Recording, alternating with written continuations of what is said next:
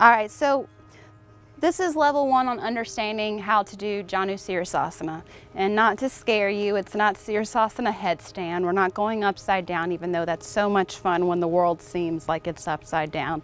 If you go upside down, you can put things right side up. But we're gonna start at our top of our mat, tuya. So put your feet at the top. Don't look at my swollen ankle, it's very cute. Inhale, lift up. And exhale, fold forward. You can soften your knees as much as you need to because both of your feet are together. Inhale, halfway.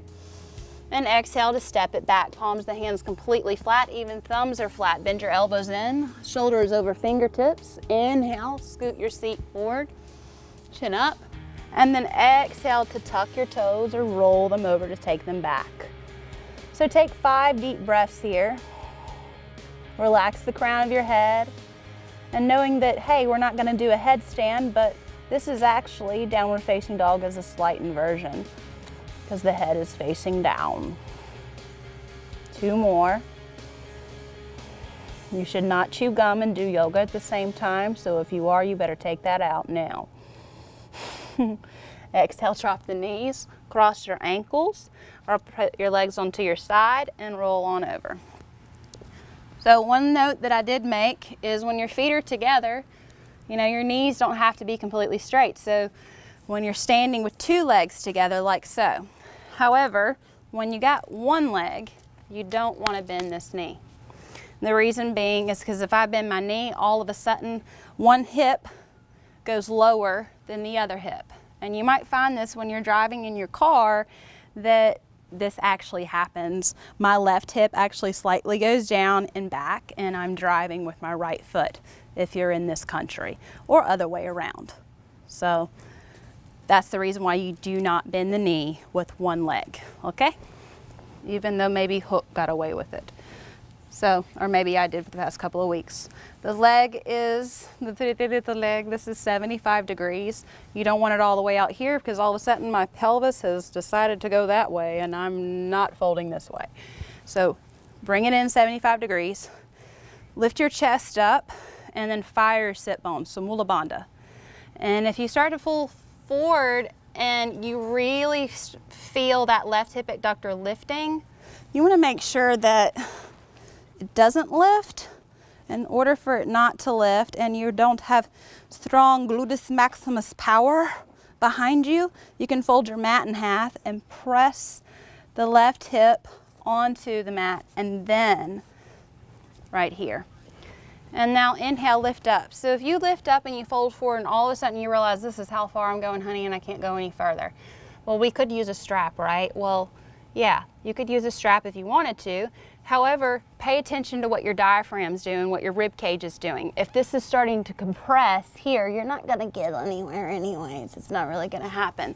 So you wanna make sure this is lengthening and that you're pulling your heart forward and pulling in your lower abdominal. So when you go to fold forward, if you feel it in the back of your knee and it doesn't feel comfortable, let it go and just breathe into it.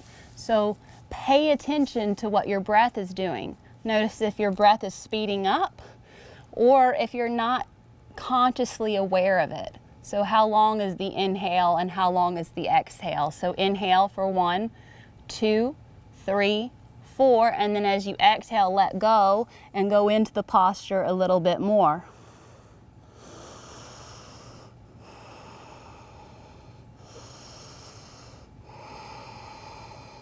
So you might wonder what the benefits of this posture is. And one of the benefits is, well, it feels really good, that's one thing, but it also is helping with pelvic floor neutrality. So we're aligning the hips. But if the little bitty guy piriformis is weak, you might not want to do this posture just yet. But if it's tight, I say go for it. Exhale, release it out. Move this out if you rolled it up. Then we got to go on to the other side. So jumping through, jumping back, here we go. How do we do so? And cross in. Bring your calves very close together. Don't open up the legs wide. Tuck your feet back like fish scales. And then squeeze your calves together. Don't let the shoulders go wider. Again, otherwise you're going to fall forward. You want to bring the spine into a little bit of flexion and then take the fingertips down. Again, keep the knees in. Then lift your chin up, extend the heart forward, squeeze your tailbone as much as you can. If you cannot do this posture, don't worry, there's a video for that. Step back, pull through, lower all the way down, inhale, lift, and then exhale, head in. So we don't want to leave our mat unbalanced, because the whole goal is to feel more like ourselves, and to feel more like ourselves, we have to go through balance. So you either cross over or come through, and then we go to the other side. So again, roll out from the hip abductor, left leg in, right leg out. So this side is completely different. Depending on maybe what country you drive in, this side might be ready to go, and this side is okay sitting back. But again, you don't want one hip back, so you can always lift up the opposite side versus lifting the right side. Inhale, lift, and now exhale to pull forward. Now you might be like, honey, I am never going to be that flexible, and it is never going to happen. Well, nothing is going to happen if you don't practice, and then one day it'll be too late. And there's really never too late to keep going. However, you don't want to give yourself more work than you really have to do. So I have practitioners that start practicing in their 60s, and they're thankful that they're practicing in their 60s and they're not practicing when they're 80, 90 years old and stuck in a chair yelling at somebody saying, I'm the Mary or something from Romeo and Michelle.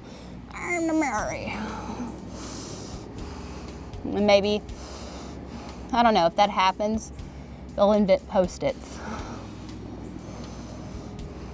Exhale, release it out. Bring it back in, squeeze it together, fingertips down. So as much as you can. Don't push the button. So if I start to go like this, I'm not going anywhere. So act like you got a little monkey tail. You want to curl it in, lift your chin up, step, jump, hop it back, lower, elbows bent. Inhale, lift up, feet long, even though my right foot doesn't want to be flat. Then exhale to take it back. And drop the knees onto the earth, cross through.